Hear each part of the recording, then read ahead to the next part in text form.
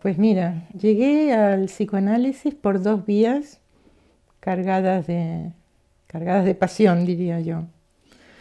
Una de ellas era el hecho de que yo tenía un hermano muy amado, mucho mayor que yo, que era psicólogo y profesor en la universidad, y que introdujo el psicoanálisis en la vida de nuestra familia desde que yo era muy pequeña.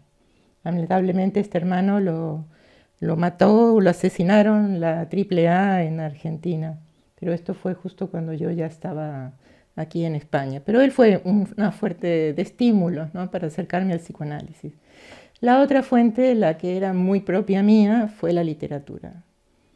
El gran amor de mi vida siempre había sido el escribir y el leer. Y por lo tanto yo quería estudiar literatura y ambas cosas me resultaban sumamente atractivas. Una más en el orden del puro placer de leer y escribir. Y en cambio el psicoanálisis lo pensaba como una profesión para trabajar sumamente rica y preciosa. Conclusión, estudié la carrera de literatura con la idea de hacer después la carrera de psicología, cosa que hice. Solo que al acabar la carrera de letras, empecé a trabajar en la universidad y no me dejaron estudiar psicología inmediatamente porque era profesora en la universidad. Entonces ocurrió en ese momento, tenía yo 25 o 26 años, que nos tuvimos que exiliar, nos tuvimos que ir del país, muy empujados por la persecución de la AAA. Y al llegar aquí a Barcelona empecé a trabajar en lo que era mi ámbito, que eran las agencias literarias y las editoriales, mientras que me puse a estudiar psicología y psicoanálisis. Un poquito este es el camino por el que llego a formarme hasta el día de hoy. Nosotros fuimos los primeros psicoanalistas exiliados de la Argentina que llegaron a Barcelona. Había aquí otros 4 psicoanalistas de América Latina, pero estaban aquí desde mucho tiempo atrás. Y en ese momento lo que existía como ámbito del psicoanálisis era la Sociedad Española de Psicoanálisis, donde estaba, por ejemplo, una persona que acabamos de nombrar, que era Feducci, que me recibió con mucho cariño. La verdad que todos ellos nos dieron una acogida y una recepción muy buena cuando nosotros llegamos aquí. Junto con los militantes del Partido Socialista Unificado de Cataluña, del PSUC, que fueron realmente muy acogedores con todos los exiliados que llegamos en el 75 y los que fueron llegando en años subsiguientes.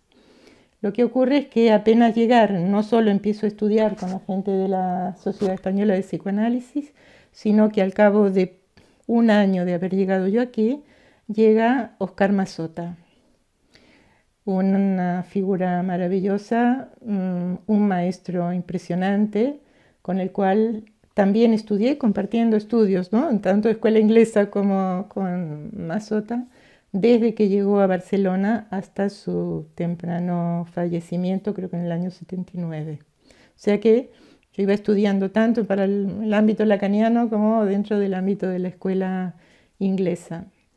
No sé si quieren que siga comentando. Sí, bueno, es que poco tiempo después, al cabo de 3 o 4 años, llegan aquí otras 2 figuras para mí sumamente importantes, que fueron Valentín Barenblit, mi analista a lo largo de 12 años, y María Luisa Siquier, un poco después, Pichona, llamada Pichona Ocampo, con la cual estudiamos todo un grupo de personas a lo largo de 10, 12 años de grupo de estudio. Eran todos grupos de estudios privados. Toda mi formación circuló a través de grupos de estudios privados, elegidos a través del deseo de estudiar con esta persona que sabe, que me gusta, etc., ¿no? De estos encuentros, de estas líneas de estudio muy intensas y de análisis, aparte de la práctica clínica, surgieron después 3 instituciones que seguramente conoceréis. La primera es Gradiva, Asociación de Estudios Psicoanalíticos, que fue una institución que nació impulsada por mí, fue una idea que yo tuve y que le impulsé la generación de un grupo fundador de la institución, una institución abierta donde convergen y han convergido siempre todas las líneas teóricas, y luego la Escuela de Nens y el IPSI, donde también se dieron estas formas de entender el psicoanálisis que traían Valentín Barenblith y María Luisa Siquier y otras personas como un lugar de apertura y de encuentro entre líneas psicoanalíticas. Hay una persona que es Andrés Cabo, que fue un psicoanalista generoso e inteligente a más no poder.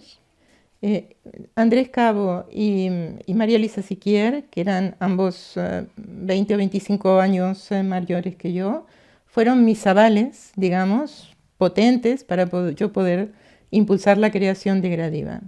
Pero además yo he estudiado con ambos durante muchísimos años y yo creo que la clínica me la enseñó Andrés Cabo. Y un hombre de una generosidad impresionante. Yo salía de cada supervisión con una cantidad de ideas y una cantidad de estímulos impresionantes. Creo que ha sido el supervisor que más me ha marcado en este sentido. Que en mi ámbito, gente freudiana, no lacaniana, la mayoría sí que hemos trabajado con él más o menos tiempos y con otros analistas lacanianos. O sea, la Gradiva es una institución freudiana, no lacaniana, pero que sin embargo tiene un aporte importante de lo que fue Massota y la línea de Lacan. Sin embargo, hay muchísimos otros analistas en Barcelona, especialmente todos los que tienen que ver con la Asociación Española de Psicoanálisis y con la línea inglesa, que yo creo que no han tenido formación con Massota. Es que las escuelas aquí han estado muy separadas, siguen estando muy separadas lamentablemente, ¿no? Y cuando uno empieza a formarse no es nada. Quiero decir que cuando uno empieza a formarse, estudia, aprende, se vuelve, yo por lo menos, de una gran voracidad por entender, por saber, por conocer. Y algo que a mí me sucedía es que a pesar de que la clínica en todas las escuelas es realmente muy diferente, sin embargo, ciertos aportes de todas las líneas teóricas me han resultado, me siguen resultando sumamente enriquecedoras. Por lo tanto, a mí me costó mucho llegar a definir quién era yo dentro del psicoanálisis. Yo creo que en eso tuvo que ver mucho la elección de Valentín Barenblith como analista, porque no me obligaba a entrar dentro del ámbito de la SEP, escuela inglesa, ni me llevaba por el territorio de lo lacaniano, que a la muerte de Massota yo encontré que no terminaban los nuevos profesores, digamos, dentro de la línea, no terminaban de conciliar con mi sensibilidad psicoanalítica. Por lo tanto, yo encontré mi base ideológica psicoanalítica en el pensamiento de personas como Valentín, como Pichona, y luego lo que ha sido mi desarrollo personal, que es la línea de André Green en Francia, que justamente construyó algo que para mí me parece maravilloso, porque entre otras cosas condice con mi sensibilidad psicoanalítica, que es la construcción de una teoría muy coherente, de base férreamente muy asentada en Freud, pero que incluye aportes muy importantes de la obra de Lacan, fundamentos de la obra de Lacan y por supuesto elementos sumamente importantes de la obra de Bion y de Winnicott. Entonces, bueno, este pensamiento de André Green a mí desde que empecé a conocerlo me llenó plenamente, porque además coincidía con mi manera de ser y de estar en el psicoanálisis.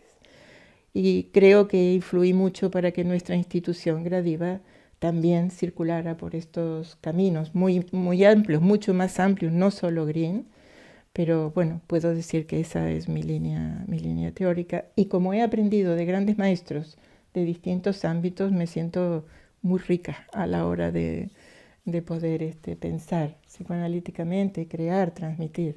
Hombres como Green u otros, ¿no? Incluso Pierre Aulagné o Joyce McDougall, es toda gente que ha tenido un nivel muy sólido de formación freudiana y algunos freudo-lacaniana, pero con una inmensa apertura a lo que pueden aportar las visiones de otras corrientes, ¿no? A mí me irrita mucho cuando las corrientes psicoanalíticas se vuelven muy encerradas en su propio pensamiento, ¿no? y el otro parece, bueno, un enemigo que no sabe nada, ¿no? Esto me irrita mucho. Yo creo que, como la mayoría de nosotros, comenzamos trabajando con pacientes neuróticos y de diván. Luego comencé a trabajar con niños muy fuertemente y a trabajar con niños con patologías muy severas, autistas, psicóticos graves.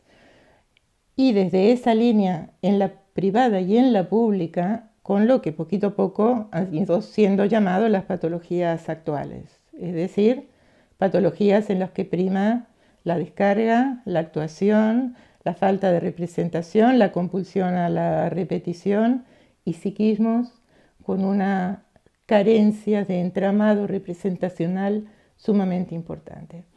Entonces, la obra de Green, y ya digo, mucho más amplia, también muchos otros autores de esta línea, me permitieron a mí encontrar una teoría sólida que daba sustento a lo que yo tenía necesidad de hacer con los pacientes, porque no se podía hacer otra cosa, digamos.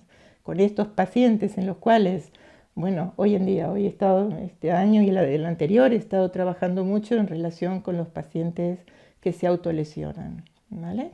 Jóvenes especialmente que se autolesionan.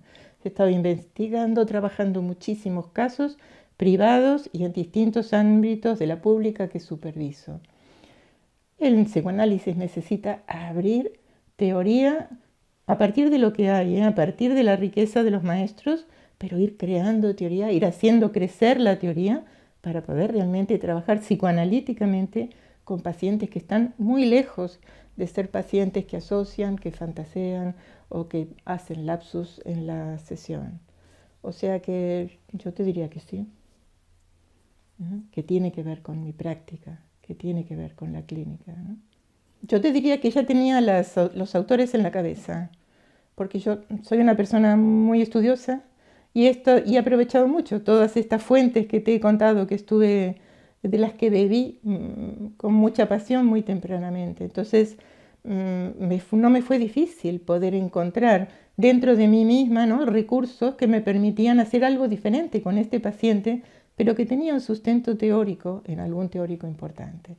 Quiero decir que no me he sentido tan libre como para decir, bueno, yo creo y hago lo que se me da la gana. No, yo tengo un super yo psicoanalítico muy, muy fuerte, ¿no es cierto? Y entonces encontrar que había autores con fundamento, con teoría y con una capacidad creadora muy importante, siendo psicoanalistas, que a mí me permitían, bueno, encontrar que lo que yo hacía tenía un sentido teórico que estaba avalado por un gran pensador, digamos. Pero yo lo tenía en la cabeza porque había absorbido mucho de distintos ámbitos. Después yo creo que fue la obra de Green, de Botella, de Lurmel, los que me siguieron dando fundamento y abriendo nuevas maneras de encontrarme con la clínica, ¿no? A mí las instituciones psicoanalíticas clásicas, por ejemplo las de la IPA, siendo que las respeto mucho, porque creo que hay dentro de ellas analistas buenísimos, también muy malos, pero también los hay muy malos afuera y muy buenos afuera. Las instituciones clásicas muy piramidales y muy estructuradas a mí me han llegado a hacer pensar que son un poco contrarias a lo que yo considero que es la enseñanza del psicoanálisis, del pensamiento psicoanalítico. Creo que cuando se juegan espacios de poder muy importantes, a veces la verdad del psicoanálisis queda en un segundo plano frente a las necesidades políticas de las ambiciones de poder de los sujetos en las instituciones. Entonces, no es que me haya opuesto, ¿no? Probablemente si la IPA en Barcelona hubiera sido abierta y hubiera admitido todo tipo de líneas, a lo mejor me hubiera planteado entrar allí. Sin embargo, me he sentido mucho más cómoda trabajando individualmente con grupos que me gustaban y que tenían algo que enseñarme, pero además creando una institución como la que pertenezco, que es una institución absolutamente horizontal y donde no se juega realmente nidos de poder. creo que el hecho de que lleve 35 años y que no nos hayamos dividido, como ha pasado con tantas instituciones, tiene mucho que ver con esto, con un trabajo constante de estudio y de formación semanal, permanente, de intercambio y en grupo, pero también con una defensa constante de la horizontalidad. Y digo defensa porque los grupos tienden, ¿no?, a generar caudillos. Yo no seguí la vía institucional que abrió Massota. Más que nada te digo porque los profesores, digamos, los psicoanalistas que relevaron en ese momento a Massota, a mí me hicieron buscar otro camino, digámoslo así. Yo en Massota no es que viese una apertura. Para mí Massota fue un maestro de Freud, ¿sabes? O sea, es el día de hoy, que han pasado, no sé, 45 años desde la última vez que lo vi, y yo sigo teniendo en mi cabeza cosas fundamentales que él me enseñó sobre cómo pensar a Freud.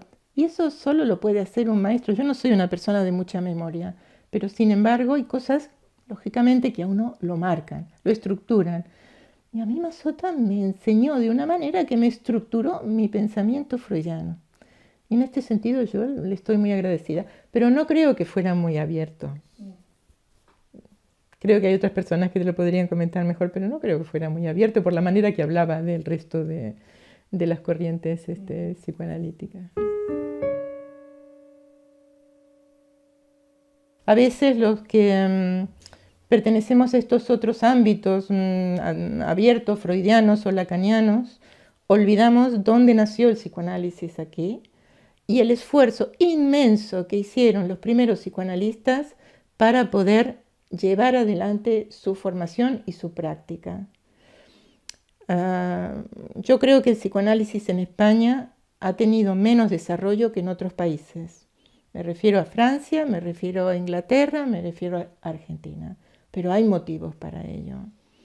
Quiero decir que la guerra civil y los años de dictadura y de ataque al psicoanálisis, como todas las dictaduras quieren hacer desaparecer el psicoanálisis y por algo será, ¿no? Todos esos años fueron los años en los cuales se siguió ejerciendo el psicoanálisis a escondidas, ¿no? Antes de eso, ¿qué pasó? Ortega y Gasset, filósofo, promueve la primera traducción al castellano de la obra de Freud, año no sé si 22, 23, 24, o sea, Freud todavía vivo. Se hace la primera obra, López Ballesteros, la primera traducción al castellano de la obra de Freud. Y ahí emergían algunas figuras muy importantes como Emili Mira, aquí en Barcelona, y Ángel Garma, vasco, un psicoanalista que fue a analizarse no me acuerdo si a Suiza o a Austria, y que tenía una profunda convicción en las ideas de Freud. Lo que pasa es que Ángel Garma, cuando llega el año 36, después de un periodo donde las ideas van y vienen y hay un gran movimiento de lo psicoanalístico que fueron los años de la República, después viene la Guerra Civil y estos hombres tuvieron que irse. Ángel Garma se va a la Argentina y ayuda a fundar la Sociedad Argentina de Psicoanálisis, la APA, la Asociación Argentina de Psicoanálisis, fue promovida por Ángel Garma. Quiero decir que España queda devastada con la guerra y los pocos psicoanalistas que estaban floreciendo se van, tienen que exiliarse. Esto yo creo que fue un elemento fundamental porque los años 50, 60 fueron los años del florecimiento del psicoanálisis en Argentina, en Francia, en Inglaterra. Y aquí, bueno, estaban perseguidos, digamos, ¿no? Entonces, hubo algunas personas de lo que después fue la Sociedad Española de Psicoanálisis, que eran el Pere Folk, el Pere Bofill y Julia Corominas, que fueron personas de un valor y de una constancia y de un deseo de saber y de formarse, que, bueno, en Suiza, en Francia, en Inglaterra, se analizaban como podían, estudiaban como podían, pero siguieron adelante con toda esta tarea y fueron el origen de lo que luego fue la Sociedad Española de Psicoanálisis. Este grupo de psicoanalistas muy inteligentes, todos ellos de una capacidad inmensa para el estudio, acabó recalando en Inglaterra. Por eso se convirtió en una asociación kleiniana, ¿no es cierto? Porque después de este tránsito por Francia, Suiza y demás, acabaron formándose en Inglaterra en línea kleiniana. Y ahora en el corte comentaba que aquí en Barcelona hubo un psiquiatra que todavía estaba en activo cuando yo vine en el año 75, que era Sarró, también Ubiols, pero de Ubiols sé menos. Sarró, que era profesor de psiquiatría de la Universidad de la Universidad de Barcelona y trabajaba en el clínico.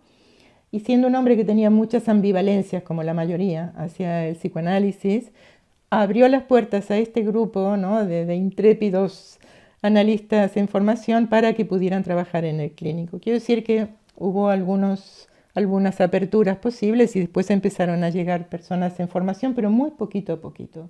Cuando nosotros llegamos aquí en el año 75, había muy poquitos analistas, vivían en un ámbito muy encerrado. Estaba Franco todavía, con lo cual se comprende esta situación. Tal vez los que hemos llegado de fuera hemos lamentado que este cierre se mantuviera a lo largo del tiempo, probablemente por la cultura que habían generado durante el franquismo, no lo sé, esto no sé por qué, pero es cierto que se mantuvo una cierta cerrazón dentro de este ámbito que hizo que florecieran multitud de grupos analíticos por fuera de la SEP. También les puedo contar cómo empezaron con la atención pública, que es también un tema interesante, porque cuando nosotros llegamos en el año 75, la SEP había comenzado a abrir sus áreas de formación a la institución pública. Había muchos psicólogos y psiquiatras trabajando en hospitales, pero ellos empezaron a dar formación a estas gentes. Esto para cuando nosotros llegamos en el 75. Había instituciones ya creadas, muy ricas, muy vivas, como era, por ejemplo, el Hospital de Sant Joan de Déu, donde se daba atención a los niños.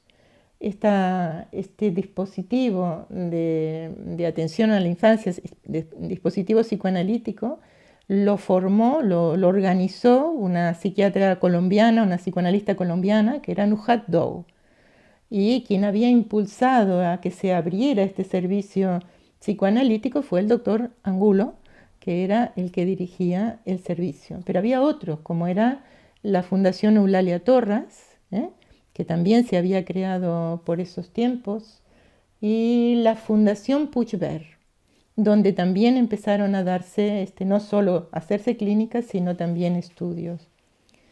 A partir del año 75-76 fue una eclosión del psicoanálisis en la pública. Fue como todo lo que pasó cuando murió Franco, que yo me siento un ser privilegiado de haber vivido lo que fue el surgimiento de la vida, de la cultura, del sexo, de la apertura. ¿Cuántas instituciones pudimos crear y abrir en esa época? Fue una época maravillosa, pero también en el desarrollo del psicoanálisis en la práctica pública. Se crearon los centros de higiene mental, una red de centros de higiene mental por toda Cataluña, que fueron la base de lo que luego fue la xarxa organizada por la Generalitat aquí. Lamentablemente el tiempo ha cambiado un poco las cosas, ¿no? Y hoy en día muchos de esos ámbitos que eran plenamente psicoanalíticos en distintas líneas, pero con serias formaciones, han ido perdiendo su carácter de psicoanalíticos. El ejemplo más claro es Sant Joan de Déu, que en la actualidad quedan dos compañeros psicoanalistas escondidos en dos rinconcitos, porque la ciencia, la necesidad de encontrar la evidencia, lo científico, ha ido ganando tanto terreno que junto con él el conductismo ha ido apartando los psicoanalíticos. Son tiempos duros ahora, tiempos difíciles, ¿no? el conductismo va de la mano de la psiquiatría medicamentosa, digamos, o sea que ambos se basan en las conductas y en los hechos observables, yo diría como en las ciencias naturales. Lo que desaparece es el sujeto como producto de una historia, que esa es la ética del psicoanálisis. La ética del psicoanálisis es cada sujeto en particular es el resultado de una historia que deviene a partir de múltiples elementos. O sea, no hay dos sujetos iguales, no podemos diagnosticar exactamente a dos personas de la misma manera. Sujetos sin historia son los que ahora se diagnostican en base a síntomas que se suman unos a otros. Por ejemplo, encuentro que el diagnóstico por comorbilidades es lo más antihumano que una persona que trabaja en la salud pueda ofrecer a otro. Tú te encuentras frente a un niño que uno sabe que es un niño autista y eso quiere decir muchas cosas respecto de sus conductas, pero respecto de su historia, respecto del lugar que ocupó en la mente de sus padres, respecto a lo que habrá que trabajar para que ese niño pueda salir del lugar donde fue colocado, etc. Y esto da lugar a manifestaciones muy variadas. Pero si tú tomas como base un DSM-5, por ejemplo, encontrarás que es un niño autista más comorbilidad, es hiperactivo, más comorbilidad, tienes trastornos del comportamiento, más comorbilidad, tiene impulsiones. Bueno, se fragmenta el sujeto en muchas enfermedades medicables, porque para la hiperactividad se puede medicar de una manera. Bueno, entonces, tenemos un fragmento de sujetos vistos desde la perspectiva de las conductas, ¿no? Pero desaparece el sujeto, desaparece la subjetividad, desaparece aquel que es producto de una historia que le antecede incluso, que le puede anteceder incluso más allá de sus padres. ¿No? Porque, bueno, Lacan decía, y una de las cosas que yo sigo creyendo de lo que dijo Lacan es que se necesitan 3 generaciones para ser un psicótico. Yo creo que el autista, un autista vero, un autista primario, es un psicótico. Por lo tanto, hemos de incluir varias generaciones para poder entender qué le pasa a esta criatura que tengo adelante, que no me mira, que se esconde, que está moviéndose todo el tiempo y haciendo sus rituales y que me ha de llevar a lo mejor 3 meses conseguir que me devuelva una palmada que yo doy en una silla y que él va a responder con un pie haciendo el mismo sonido, ¿no? Voy a la búsqueda de alguien que imagino que puede estar allí. Fíjate que en este momento estamos trabajando con patologías sin historia. Quiero decir, no es que no hayan tenido historia, uno la puede recoger, uno la puede imaginar y puede hacer hipótesis. Sin embargo, sujetos que no son dueños de un relato acerca de sí mismos y de su historia. No hay manera de tener un futuro, de existir y saber quién soy y tener una cierta idea de lo que deseo y a dónde voy si no puedo construir un relato acerca de mi propia historia. Y hoy nos encontramos con muchísimos pacientes con los cuales la primera tarea analítica es intentar empezar a construir a partir de la transferencia y de los pocos elementos que van apareciendo históricos, empezar a construir una historia. Nadie puede existir, estar en un lugar, sentirse dueño de sí y tener un proyecto si antes no se adueña de su propia historia. Trabajo mucho con autismo, enseño autismo, me encanta. Sé que tengo algunas diferencias con las líneas lacanianas respecto a cómo lo ven, pero bueno, no importa, me enriquecen también. Estoy absolutamente en contra de la idea de que el autismo pueda tener un origen neurobiológico o genético, salvo algún caso que sea particular. De hecho, el psicoanálisis consigue que el autista primario, estoy hablando del autista primario encapsulado, el de Kanner, ¿no? puede evolucionar hacia un vínculo con otro y en algunos casos inclusive desarrollar ciertas capacidades simbólicas. Si esto fuera biológico, genético, sería irreductible y no lo es, ¿vale? Entonces, que el autista tiene historia, lo sabemos nosotros. El autista no lo sabe de entrada. ¿Eh?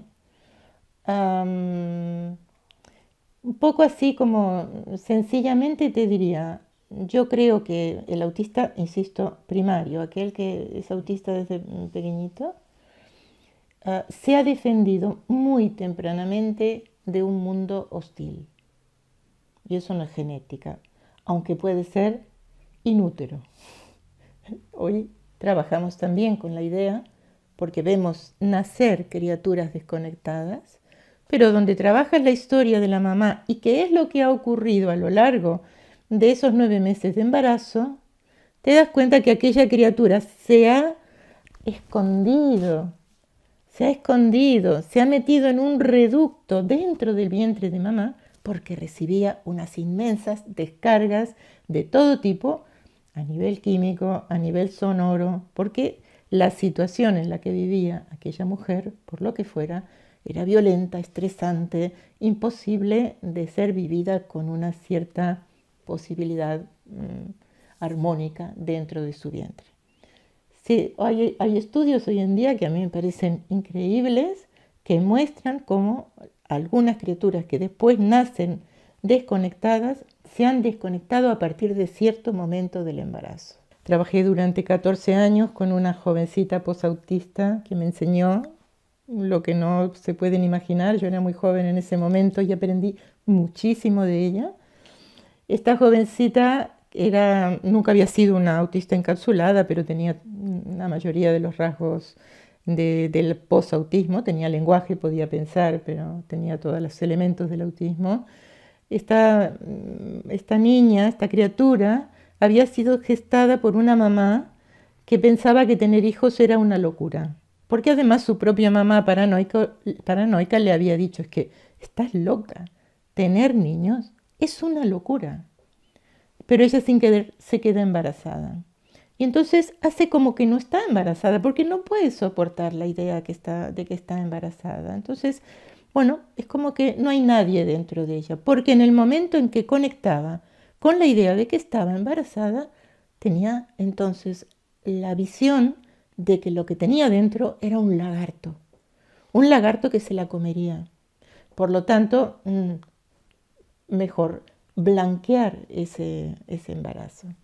¿Qué quiere decir? Que esta criatura nació al mundo sin conexión materna, evidentemente, no solo con eso, con pánico a poder conectar con ella. Y luego se dieron una serie de circunstancias que no permitieron el soporte, el holding adecuado para esa criatura. Por lo tanto, ¿algunos madres desconectados?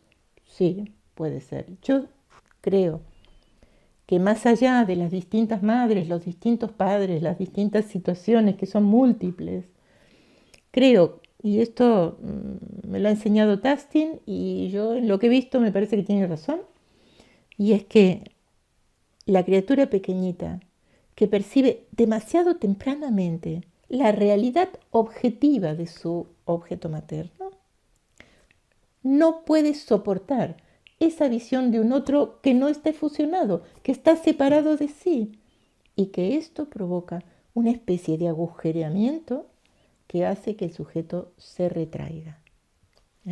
Es lo que Pierre Olagné describe como el pictograma negativo. Es decir, la criatura no puede soportar el displacer que provoca no sentir al otro como tiene que sentirlo, fusionado como parte de sí, sino que aparece como un otro real, como un otro que está bastante lejos.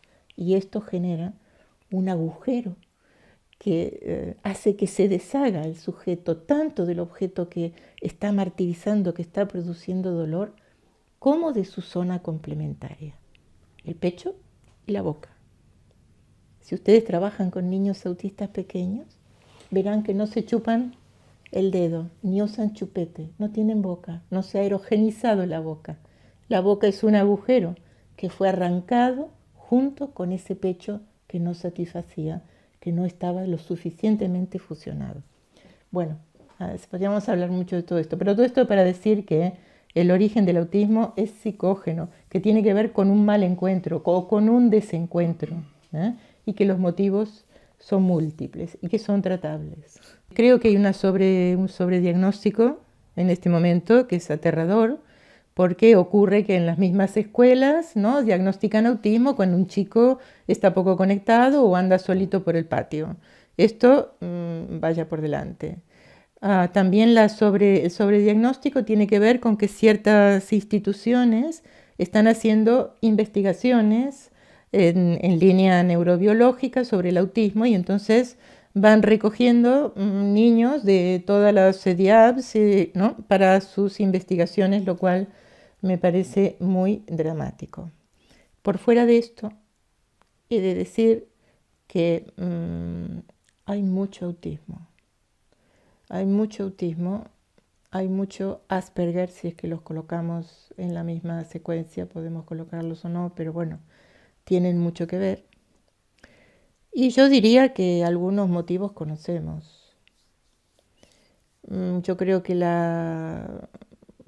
el teléfono como canguro durante los primeros meses de la vida es un productor directo de autismo o de rasgos autistas, digamos, rasgos autistas. El vacío psíquico que genera la pantalla es justamente lo opuesto a la posibilidad de que exista un psiquismo rico.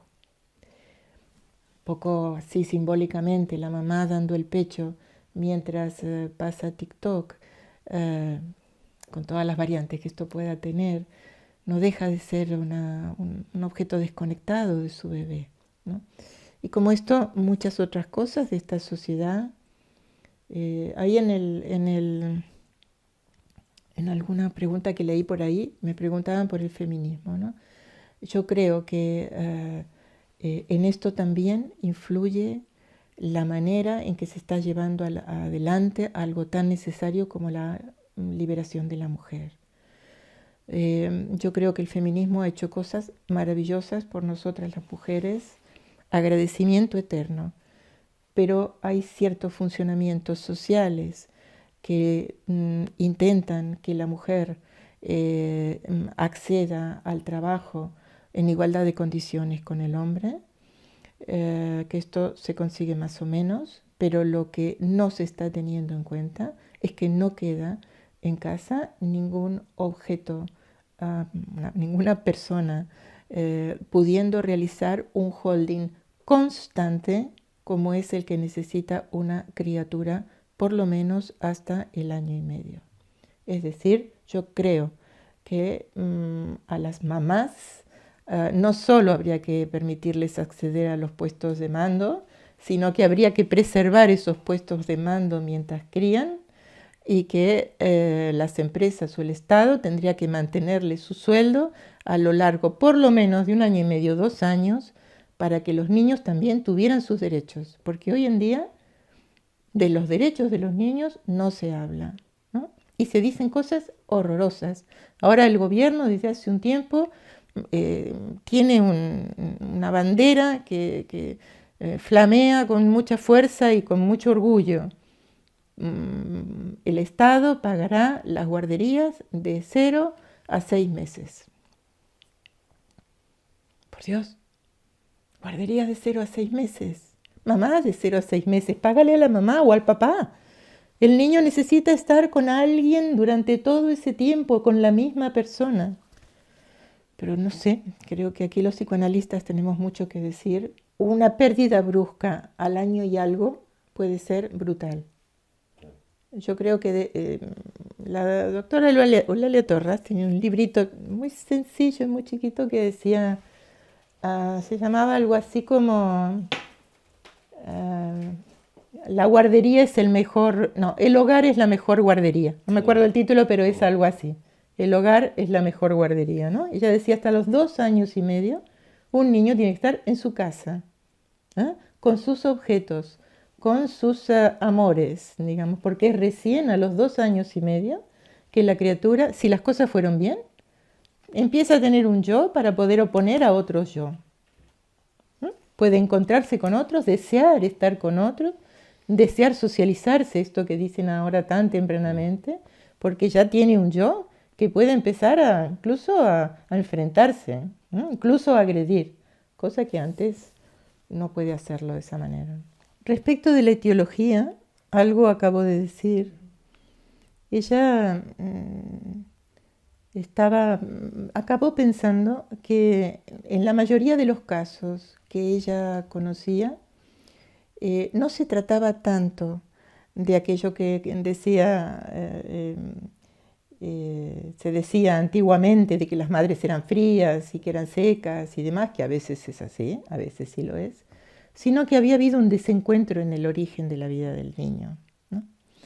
De hecho, estados depresivos por distintos motivos, ¿no? Durante los primeros meses de la vida del niño, evidentemente generan una desconexión emocional, no física, emocional de la madre con respecto al niño, y que esto podía incidir en que el niño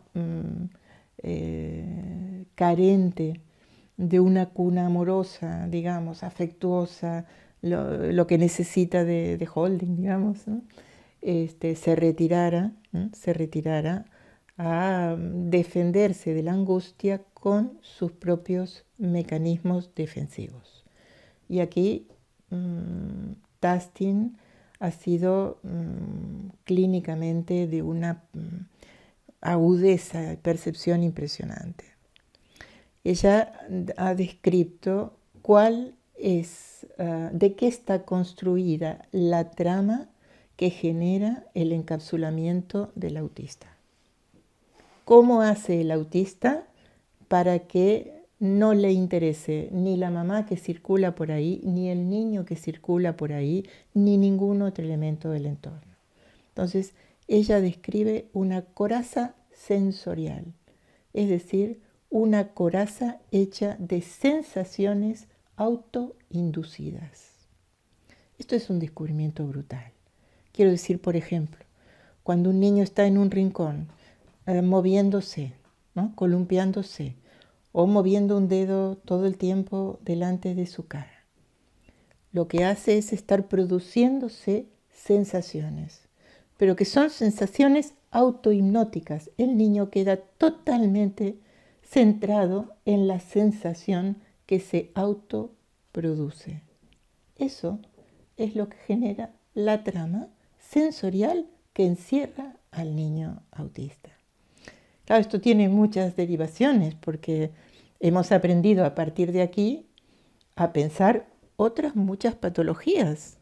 Por ejemplo, hoy podemos pensar estos pacientes o estas personas, porque algunos no son pacientes, que necesitan generarse caparazones sensoriales de otra índole para poder soportar su nada interior, sus estados de vacío. Por ejemplo, las personas que trabajan y trabajan y trabajan sin cesar, o las personas que van al gimnasio cada día creando músculo y músculo y músculo para generar no solo una sensación de movimiento constante, sino también una gran capa muscular que les hace sentir la sensación de ser potentes y ser grandes, aunque por dentro sean vacíos y pequeños. Hay muchos elementos que se derivan de estos descubrimientos tan ricos de Tastin y que parten del tema del autismo.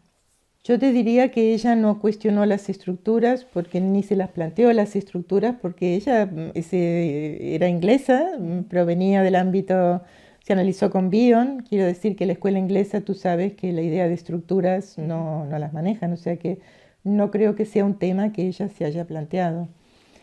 Sin embargo, es verdad lo que te decía antes, que trabajó la posibilidad de ver el funcionamiento de núcleos autísticos en distintos tipos de estructuras, que para un freudiano lacaniano serían estructuras de distinta. Y por supuesto que hoy los pensamos en muchos pacientes fronterizos. También he visto que la Escuela de Psicosomática de París, cuando trabaja el pensamiento operatorio en los pacientes psicosomáticos, últimamente va hablando de que es posible que haya un trasfondo autístico, ¿no? Tras este funcionamiento concreto, asimbólico, del paciente psicosomático. Quiero decir que los descubrimientos de ella permitieron aperturas múltiples y comprender situaciones y defensas en muchos tipos de pacientes, aunque no definas allí un autismo, ¿no? Así como la desmentida de Freud, ¿no? La renegación, tú la puedes ver tanto en un área del paciente neurótico como estructurando una patología narcisista o perversa, ¿no? Este tipo de defensas también hoy realmente permiten entender muchas otras situaciones que antes no las entendíamos, pero que son generadoras de vacío. Es una defensa de desinvestimiento. Es una defensa generadora, no que escinde y coloca en un lugar reprimido o en un otro lugar como la renegación. Genera vacío, ¿eh? Genera desinvestimiento del otro, del objeto, de sí mismo, ¿eh? Claro, yo vine de las estructuras y luego al trabajar con toda la temática fronteriza, Green y demás, bueno, se fue aflojando la idea de estructura, pero bueno, no la he rechazado, quiero decir que a veces me sirve incluso para guiarme, ¿no? Dentro del mundo del psicodiagnóstico, de la psicopatología, aunque no crea que, por ejemplo, sí que creo que existe la patología fronteriza límite y que no es ni neurosis ni psicosis. Pero con respecto al autismo, si es eso lo que me preguntas, a mí me parece que el autismo no es algo aparte, sí que me parece que es una forma de psicosis, otra forma de psicosis, en todo caso donde la forclusión es mayúscula. Si en otras formas de psicosis la forclusión ocupa un espacio importante de la estructura, pero no es todo, porque siempre hay un área neurótica, ¿no es cierto?, en un paciente esquizofrénico, digamos. Yo creo que si hay alguien en el cual la forclusión es absoluta, eso es un autismo encapsulado primario. Bueno, lo primero que decir es que es un tema muy, muy complejo, amplio, que no hay una línea para pensar el tema de la transexualidad. Yo puedo contar algunas de las experiencias. Es verdad que he trabajado mucho con muchos casos y con un equipo de gente estudiando casos clínicos de todas las edades. Y sí, he llegado a algunas conclusiones, lo cual no quiere decir que sean definitivas, porque es un tema que además, en el momento en que yo acabé la investigación, los transexuales adolescentes iban directos a la cirugía. En este momento ya no, hay un cambio en todo esto, pero este movimiento nuevo no he llegado a estudiarlo. Pero bueno, sí que podría decir en términos generales que yo diría que hay una transexualidad primaria, que llamaría así a la transexualidad que uno ya la ve emerger muy tempranamente en la vida de una criatura. Quiero decir que hemos visto muchos casos, bueno, bastantes, de niños que a los 2 años, 2 años y medio, 3, claramente tenían un odio a su órgano sexual y tenían absolutamente el deseo de pertenecer al sexo opuesto. El trabajo con la historia de estos chiquitos y básicamente la historia de sus padres me llevó y nos llevó a todo el equipo a entender que, por supuesto, esto no tenía nada de genético ni de orgánico, sino que era claramente el producto de una historia fantasmática familiar. Es decir, que estos niños tenían inconscientemente una asignación por parte de los padres y los abuelos de una identidad sexual que no se correspondía con su identidad anatómica, y que estas criaturas, de fondo, podríamos decir, para ser amados, habían absorbido, habían asimilado como identificación primaria, podríamos decir, esta diferencia entre su cuerpo anatómico y su identidad sexual. Yo personalmente creo que cuando un niño de 2 años y medio, 3, es claramente transexual en todos, bueno, son muchos elementos que entran en juego, creo que no tiene sentido buscar una transformación. Por supuesto que sí, terapias, no solo acompañantes, sino de análisis y de estudio de todo esto. En cambio, dudo mucho de toda la transexualidad que emerge a posteriori. Y en esto, por supuesto, que es una concepción que va en contra de las líneas predominantes en este momento en la sociedad respecto a la transexualidad. Hay muchas criaturas que por las circunstancias históricas, familiares, llegan a la segunda infancia, digamos, o a la pubertad, adolescencia, indefinidos, confusos, sin una identidad organizada, muchos de ellos con elementos autísticos de fondo, sin capacidad simbólica, con extrema concretud, muy perdidos en el mundo, con muchísimas angustias, con una historia de bullying una tras otra, es decir, el narcisismo herido, la autoestima bajísima, sin una asunción identitaria ninguna.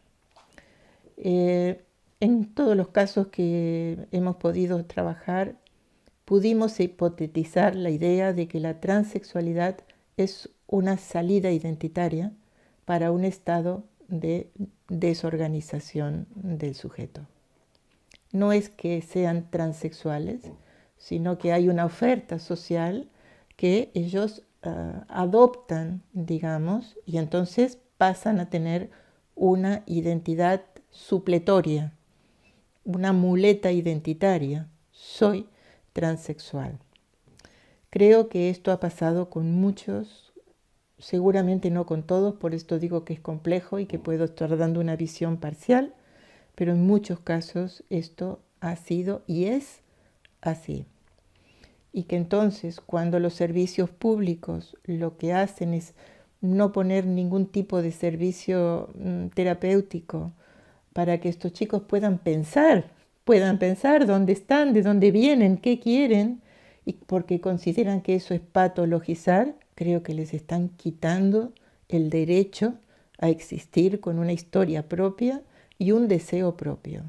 Bueno, también hemos estudiado la evolución de muchos de estos chicos, sí. Y como vosotros sabréis, el índice de suicidio de los transexuales, especialmente los operados, es, pero bueno, muchísimo, muchísimo mayor que los de la población en general, y que muy pronto ha habido muchísimas personas con deseos de retornar o poder recuperar de alguna manera su fisonomía originaria, cosa muy complicada porque la cirugía deja huellas indelebles, marcas que no se pueden volver atrás, ¿no?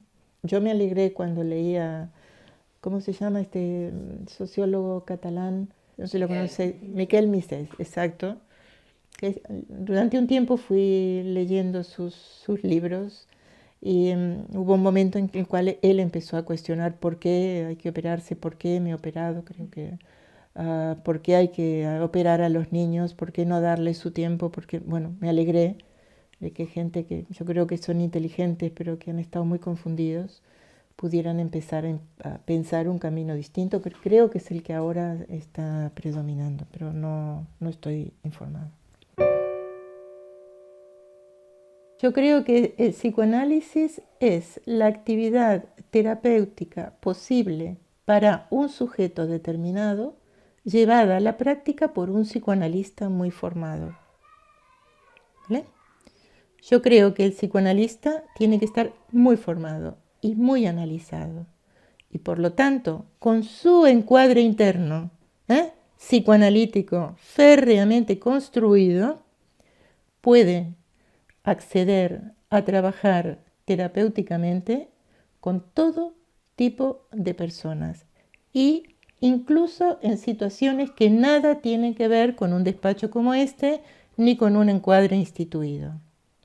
Se pueden hacer experiencias analíticas, trabajos psicoanalíticos en muchas condiciones diversas.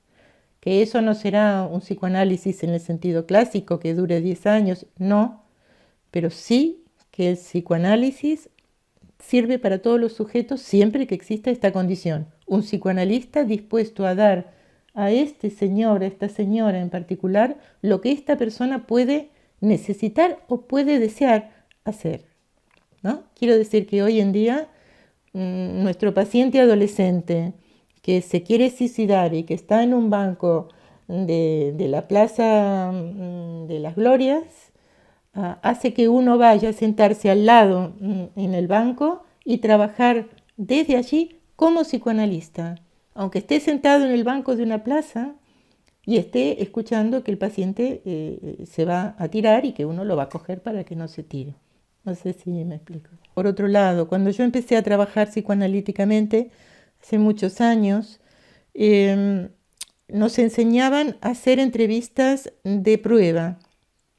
Es decir, entrevistar al paciente para ver si ese paciente era susceptible de ser analizado. Había ciertos marcos para la analizabilidad. Por ejemplo, que tuviera una cierta, por lo menos, capacidad asociativa o capacidad de hacer insight. Esto daba lugar a que uno trabajara con aquellos pacientes que sí podían desarrollar un psicoanálisis. Con el tiempo, y como lo he contado antes, el psicoanálisis se fue enriqueciendo y fue abriendo posibilidades de trabajo con distintos tipos de personas. Pero, evidentemente, todos los psicoanalistas no están igual de formados. Hay personas que se forman mucho y otras personas que se forman menos. Entonces, poder trabajar en cualquier circunstancia exige haber estado muy analizado, saber muy bien cómo funciona tu contratransferencia. Más que nada porque si no estás en un encuadre fijado, las variables son muchas. Eres tú el que tiene que sostener el encuadre.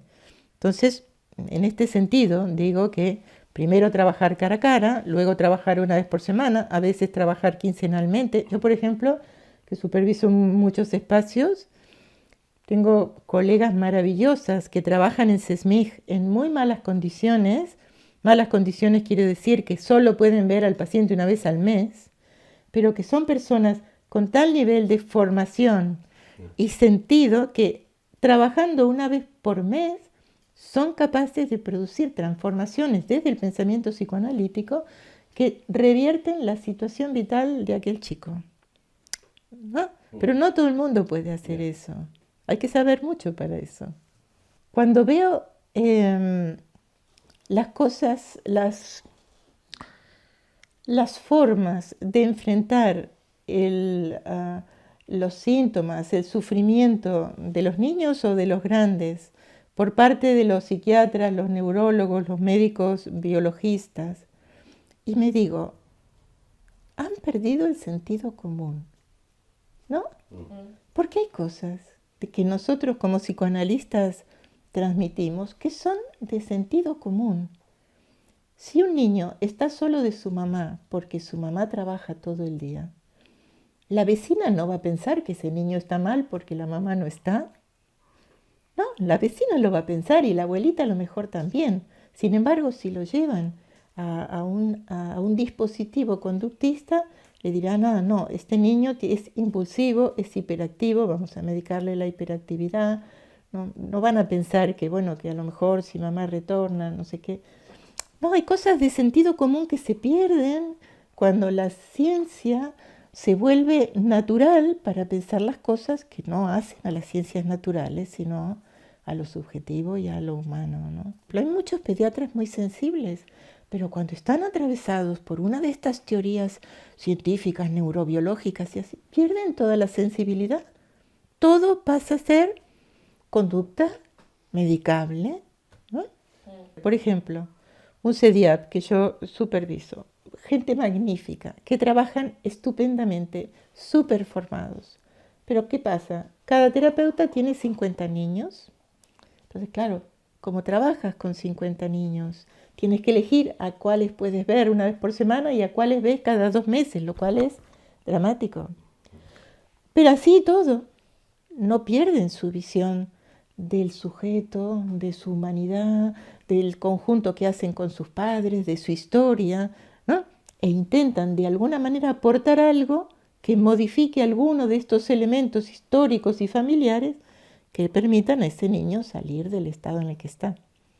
Claro, de ahí a irte a pensar en términos del DSM-5 hay una distancia muy grande, ¿eh?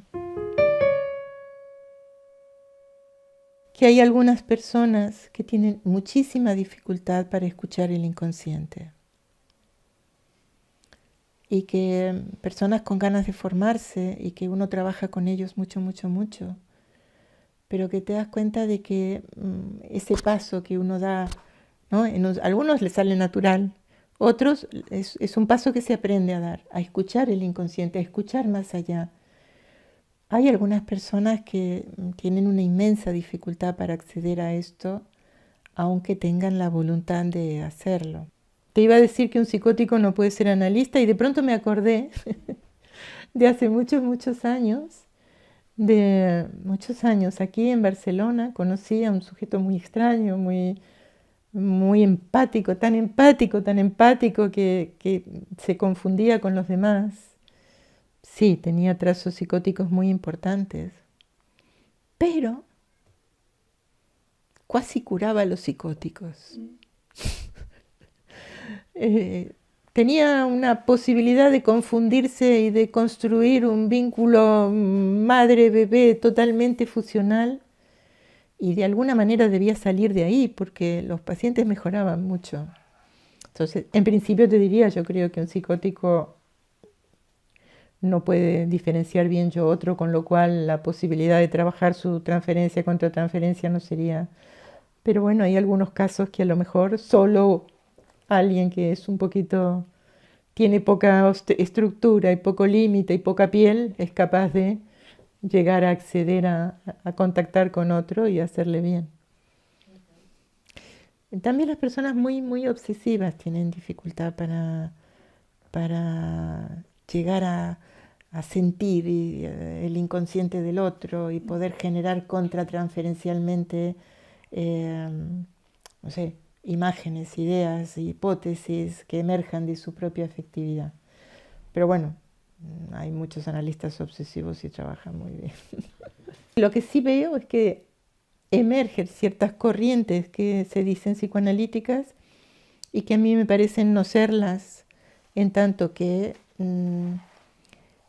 se deshacen de las bases del psicoanálisis de Freud y de sus grandes seguidores, rechazan la idea de la pulsión, del complejo de Edipo, de la transferencia, y a mi criterio generan algo que es otra cosa, que puede tener su gracia y su sentido, pero que no es psicoanalítico, y que por lo que veo exige mucho menos a la formación de sus miembros. Pero bueno, es un tema que tampoco me interesa entrar al ataque sistemático, a todo lo que sea subjetividad, humanismo, inconsciente, sufrimiento, dolor, es decir, toda la línea que lleva a la sociedad, tanto desde el lado de la ciencia como desde el lado de la cultura en general, hacia la individualidad, la objetividad, el sujeto como parte del mercado y el consumo. Bueno, todo lo que desubjetiviza, tanto del lado de la ciencia como de la evolución de la sociedad, creo que es una inmensa dificultad para el desarrollo del psicoanálisis. El psicoanálisis está en este momento en declive. Sin embargo, las consultas están llenas de pacientes. Yo cada semana recibo pacientes para derivar y no encuentro analistas de confianza a quienes derivarles. De niños mucho menos. Quiero decir que los pacientes van al analista, los pacientes trabajan y se curan.